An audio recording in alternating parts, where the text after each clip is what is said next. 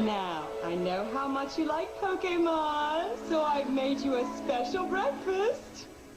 Look! It's Pikachu! Pika Pika!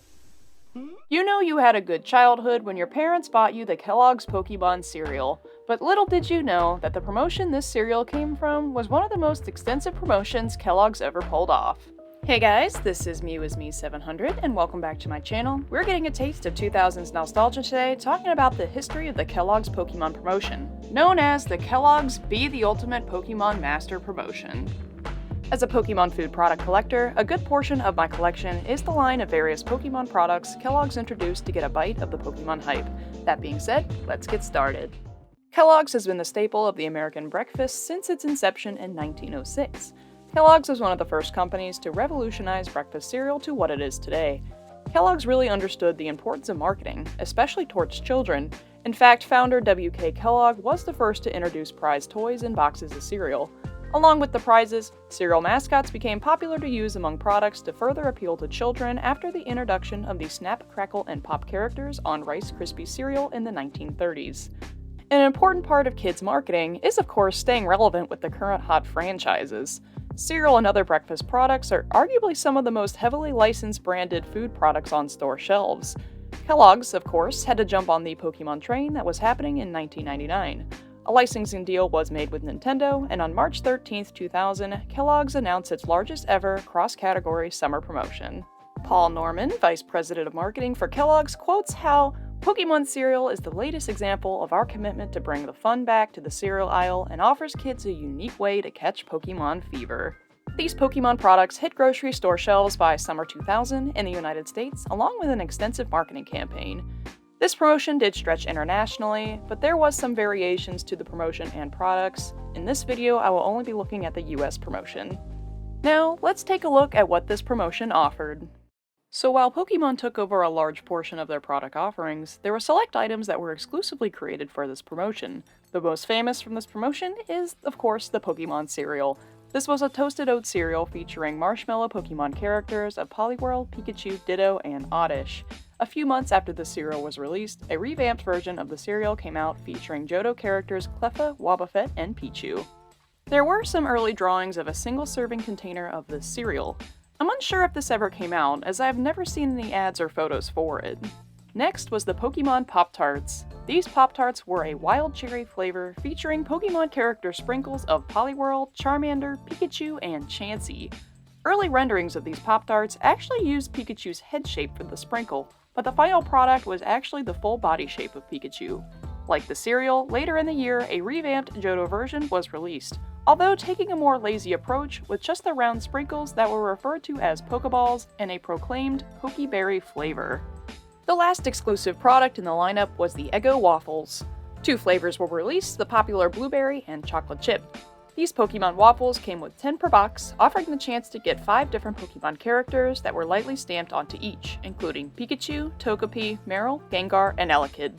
In early renderings of these waffles, the Pokemon shape stamped was to be more pronounced than the final product, which was more of an outline.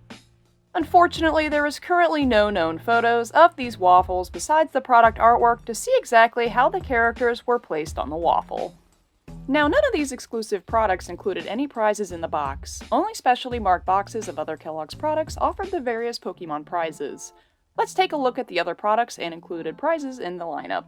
First, Nutri-Grain products offered 4 different Pokérom discs for a mail-in offer with 2 UPCs. They were essentially an educational disc game for the PC that had activities and fun Pokémon facts.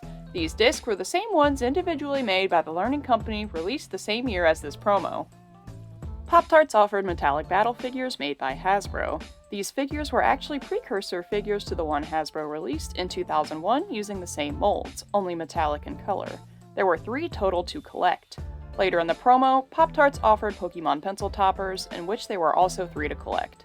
Various Kellogg cereals had the Battle Tops, which were just tops shaped like Pokemon. There were 8 total Pokemon to collect. DeviantArt user A Wild Snorlax Appears actually owns one of the prototype Battle Tops that actually shows the original designs of these tops, which had a more bell-shaped compared to the rounder shape that ended up being released. Later, cereals offered the 3 Bowl Pals, which were just Pokemon figures that hung off your cereal bowl.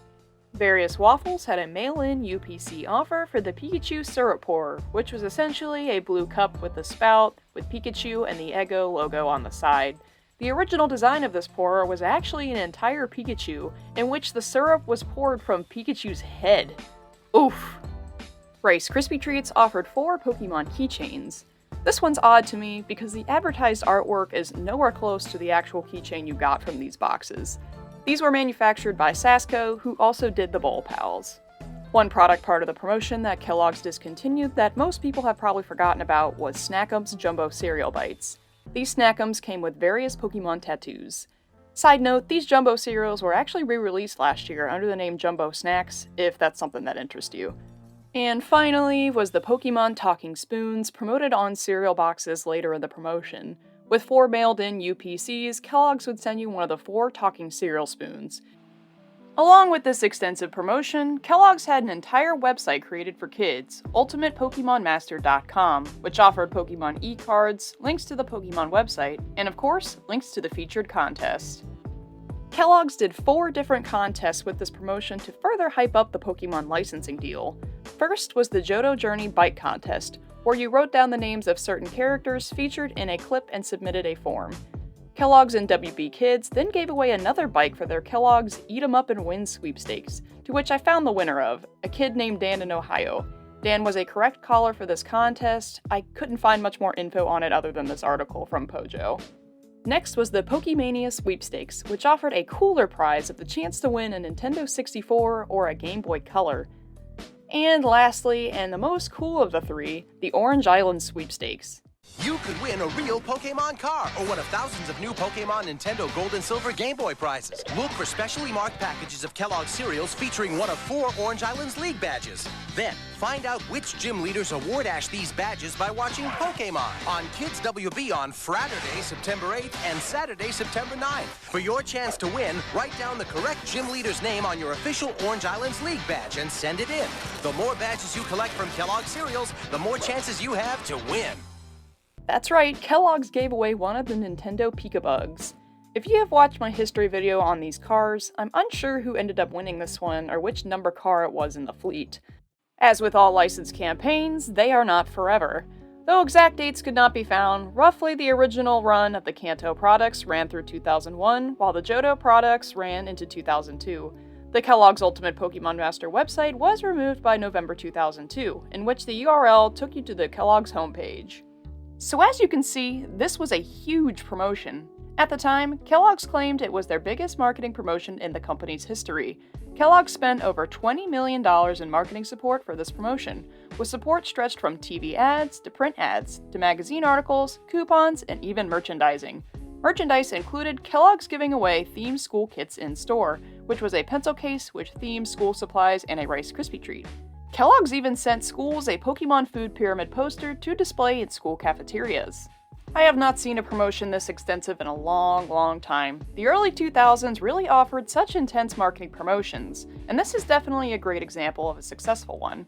General Mills just released the first Pokemon cereal since this promotion in 2000. I don't think it holds a candle to the original, but I'm glad to see Pokemon making a comeback on food products today.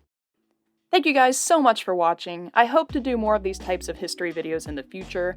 Please just remember it takes a lot of time and research, so I'd love if you could drop a like and a comment, and even share this video with someone who loves a good hit of 2000s childhood nostalgia. I'll see you guys next time.